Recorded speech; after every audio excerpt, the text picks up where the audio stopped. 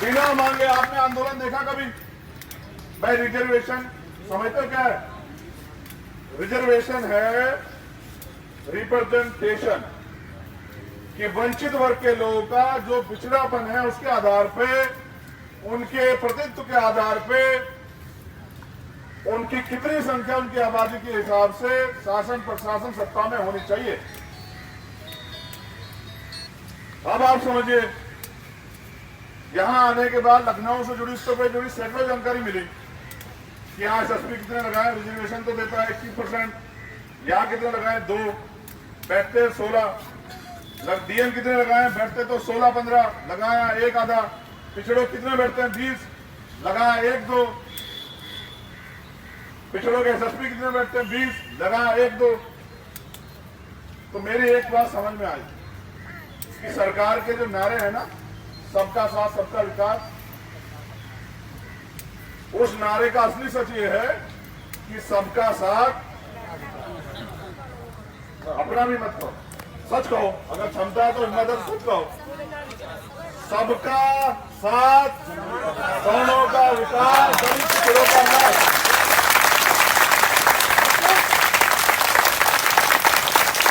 मैं ये भी पूरी जिम्मेदारी से कहता हूं, हमारे नेता रोज कहते रहते हैं, मुझे भी, मैंने टीवी के माध्यम जाना कि साहब एक समाज पे बड़ा अत्याचार हो रहा है,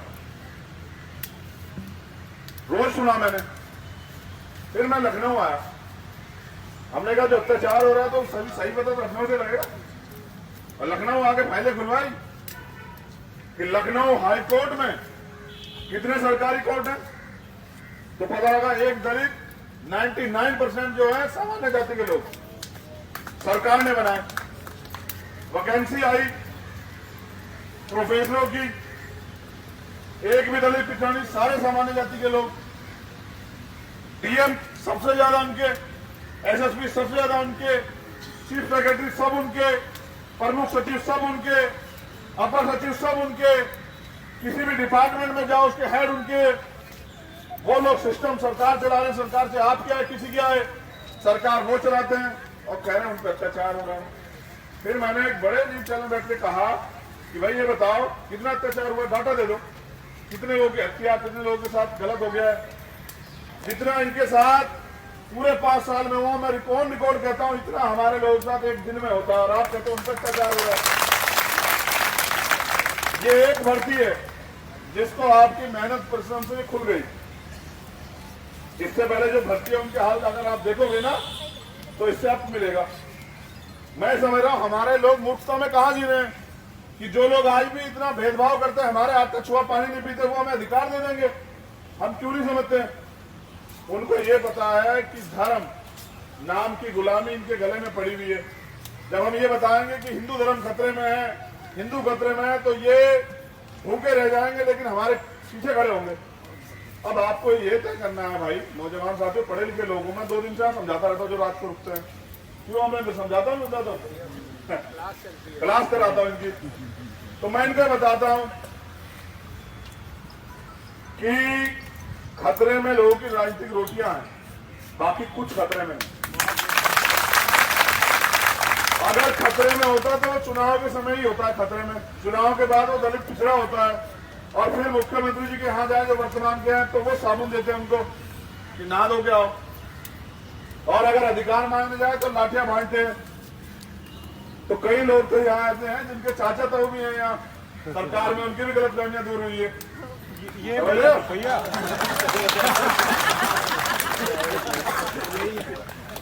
देखो, ये कह के कब तक जो है ना, मैंने कहानी सुनाई थी कि एक शिकारी जो है ना, आज ज्यादा लोग हैं अभ्यर्थी, तो उनको दोबारा सुनानी पड़ेगी। एक शिकारी, आज हम तीतर नहीं कहेंगे, तीतर कहेंगे तो क्या पता लोग आप समझे, आज कबूतर ही कहेंगे, कबूतर ही तो है हम लोग।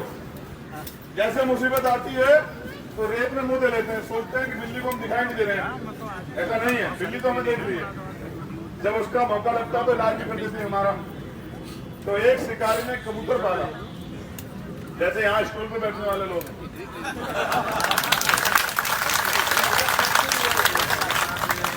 ये कह रहा लकड़ी कुर्सी वाले भी है, प्लास्टिक कुर्सी वाले भी। अच्छा एक चीज और सुनो, मैं तुम्हारा मनोरंजन करने के लिए नहीं खड़ा हुआ हूँ। तो तालियां मत बजाओ, इस बात को गहनता से अपने दिल और दिमाग में बिठाओ। ताली बजाओगे आपका ध्यान वहां जाएगा और मेन मुद्दे पे आपका ध्यान हट जाएगा। मैं तो देख रहा था, ये अभी अमित बोल रहा था, आपको ये भी नहीं पता था ताली किस बात बजानी है। आपके दुख की बात को तो भी ताली बजा देते हो। तो ताली तो बजा रहे हैं, ताली बजाते हैं और बाद में देखते हैं ताली, जो ताली बजाएगा उसके हिस्से में थाली आ जाएगी, वो भी खाली। समझे? जो लॉकडाउन में बजानी पड़ती है, इन्हें सब पता है, इन्होंने बहुत बजवाई, इन्हें सब पता है। लेकिन वो कहते हैं ना कि जिस दिन ज्ञान प्राप्त हो जाए उसी दिन सही।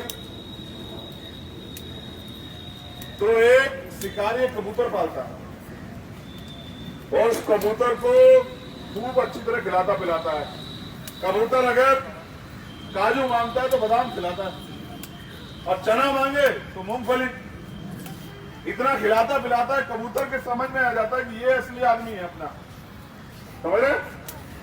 लेकिन कबूतर को जो आदमी कुछ खिला रहा है तो वो अपने बारे में तो कुछ सोच रहा होगा। समझ रहे? तो शिकारी क्या करता है, कबूतर को तैयार कर लेता है कि मैं तेरा मालिक, तू मेरा कबूतर, तुझे जो चाहिए मैं दूंगा, मुझे जो चाहिए तू दे। अब वो कबूतर कहता है मुझे क्या दिक्कत है, मेरा काम करना चाहिए, मेरा स्वार्थ पूरा होना चाहिए, मुझे भोजन मिलना चाहिए, सुविधाएं मिलनी चाहिए।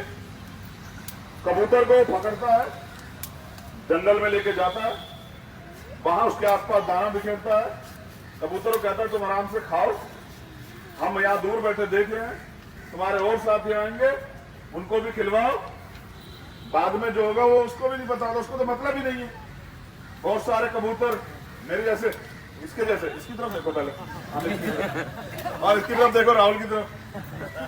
बहुत सारे कबूतर ये देखते कि मेरी जात का है, आ जाते हैं और आके उसके बराबर में सलाम करके चाचा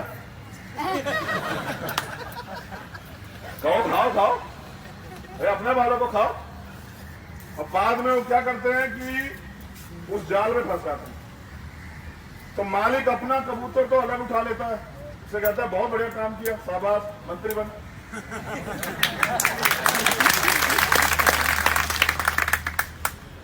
और बाकी को चाहे वो बाजार में बेचे, काट के खाए, लेकिन उनको सही भी होना है।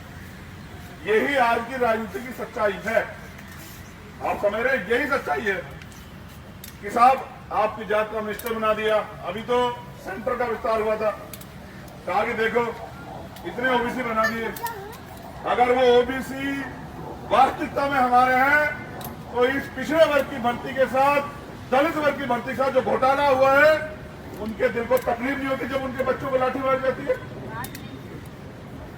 जो हमारी बात नहीं सुन सकता, जो हमारे साथ फोटो नहीं खिंचवा सकता, की डर से कि पार्टी प्रोटोकॉल का उल्लंघन आ जाए, वो हमारा, हम गलत फहमी में। तो अब यूपी कैबिनेट का विस्तार हो रहा है, कई दलितों को मौका मिलेगा।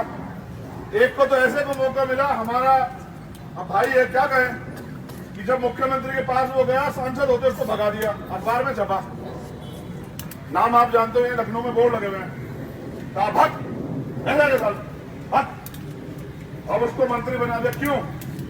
क्योंकि अब उसके जात के लोगों को ये बता के वोट लेना।